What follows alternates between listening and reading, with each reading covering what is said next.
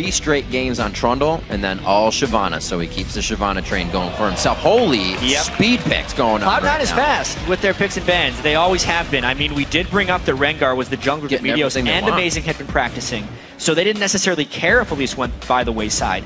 They have a tremendous combination in Braum and Twitch, because Twitch can open up and Braum can just stand in front of him. He split right off the bat. They're going to be pinching him in on this one. It looks like he will be quite safe after seeing Meteos on the side. No, he had full on that one, so it looks like Dyrus going to be hit up. Slice Dice, he held first skill that long. This is usually their level 2, 3 that they're trying to get. Glebe and Dyrus actually going to answer on this as well. They are perfectly set up.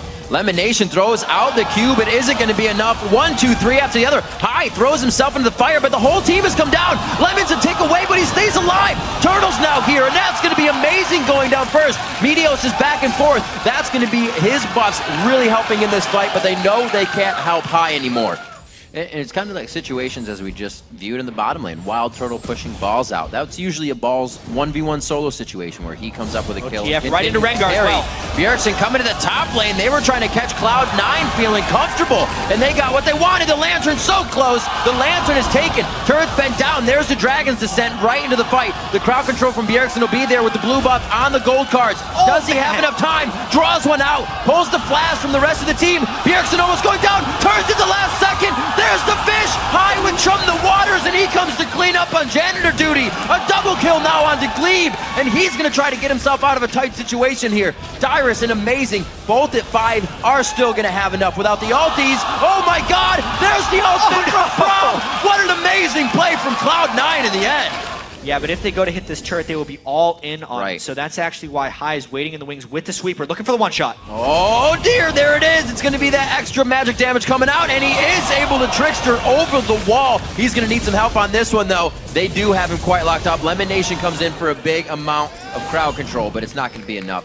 2 for 1, though. Quite nice. A 2 for 1 when pretty much only 2 people of Cloud9 were involved in that. High played that just the way he wanted to. Him and Lemon pushed back pretty much everyone. He got his kills. Looks like we're going to get a pretty good fight out of it. Oh, and actually TSM cuts them off. They go. Flash Flay coming in. It looks like it's going to be one back and forth. These slice and dice for Dragon's Descent. And nothing really going down for too much damage. They follow down Meteos, gets a bit of heal back. It's going to be a 1v1. Bjergsen gets out the card. Wild cards as well. Enough to take it down with the Q from him. And TSM Bjergsen's auto attacks, but it's only the one on each, not even each side, it's just Meteos. What a chaotic fight. Great decisiveness right there by Glebe. Whoever was making the call was the right one. Whoa. And even jumping up from the fish there, gets High into the fight. Not a good move by High there. Definitely an error he did not want to make. Plus the Dragon after all of that. So Cloud9 overreached a little bit, but was mainly because TSM caught them off guard by going in. Teacher was on Braum right now. Yep. Needs to do some nice defensive moves the next time TSM initiates on them. But if they keep getting caught out like this... Oh no, Teacher, look out! He's gonna be alright. He's safe. Nah. The students help the teacher. Well, is he actually? Shyvana's not there. That Zanya's play. This is what they said they would be available to do. Just throwing out the Destiny makes Cloud9 scatter, and they're not able to control the kill to Lemonation. So if they can keep the goal close and it goes super late, Cloud9 would be great, but they don't have the tools to stall at the moment. They're going for a fight. Looks like Meteos goes in very hard. They get not even the Lantern out. Meteos still alive, getting himself the heals for High coming in with the kills. Sneaky in the backside. They slowed things down as TSM didn't like the damage they were seeing on the front end of that fight. But now that Dyrus comes in, High to the backside. He gets flayed out of his Q. Does a bit of the damage, but he's not able to apply the rest. Shots onto balls in the top side. He might go down the last rocket. Just missing the Dragon Tail. The big one missing as well. He uses the Valkyrie and can't get into range. Burnout keeping balls alive. Even though TSM hasn't finished off balls, that might do it for the game because they just wrecked Cloud9 3-4-0, nearly 4-0 in a team fight. No one in Cloud9 could get into the position they needed to. TSM completely had control over that fight, even though it was in the jungle, which should be Rengar's backyard. TSM needs to start baiting around Baron as well, and they know that just now. They pushed out the mid lane, they see Sneaky in the bottom lane. It's not a matter of baiting when they can just take it right off the bat. Strong play all around. This kind of control, you definitely know TSM is back on the rise in their gameplay. Sneaky doing what he can to kind of counter that gold and stats that TSM just grabbed a hold of is 3 of 4 dragons, and the first Baron of the game is in their pocket. Can't be out there trying to defend that turret. They want to get a flank attack, but now they have no Shyvana. Oh, Kai's boy. coming in from behind. They might just try and go for it. Beautiful. Maybe? Oh, he got out!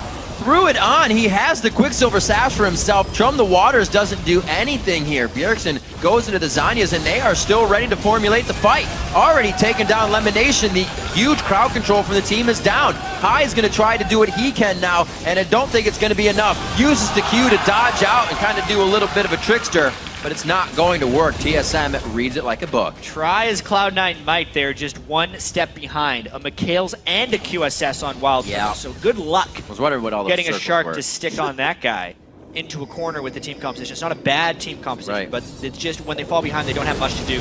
There's a jump. See what can happen here. There's the 1-2, a 3 possibly coming in. There's the Zanyas denying that. Can he get over the wall? And no. he does, but the Glebe is there! The rest of the team is there! Oh my god, Bjergsen stays alive! 41 seconds on Meteos, 45 seconds on High. They are running amok right now, and TSM's gonna be looking for the Nexus soon.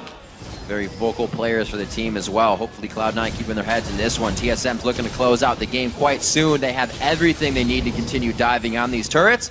And Wild Turtle on the backside. No wave clear from Cloud9. They might just have to fight right now. That's a one. Oh, cleaved onto the Dragon. Descent with the flay. Very nice. Ball's trying to do what he can from the back line. Dyrus level 16 with Dominus on in the front. Sneaky gets a kill that he needs. Bjergsen sidestepping back and forth. No Zanyas for that, but it hardly even did damage to him from the Chum the Waters. It's a turnaround somehow now. Cloud9 is getting shredded. There's the 1, there's the 2. A triple kill coming in for Wild Turtle as he throws on the shell. And the first pick, Corky, comes up huge. Triple kill right there from Wild Turtle, and it was the peel of TSM. They moved back as a unit as Cloud9 tried once and again, dive and dive and dive, and they just couldn't make it to the targets they needed to. Now, they're trying to kill the Nexus. Turret's going down. That's 1 Nexus turret. Not even going to have time to get back to the Baron because they don't need it. Team SoloMid trying to come out big on this one. Focusing completely on the turret. That's going to have to be a gold card from Bjergsen. Oh, he gets the flame breath. And they're going to have to be getting out on this one. We said it before.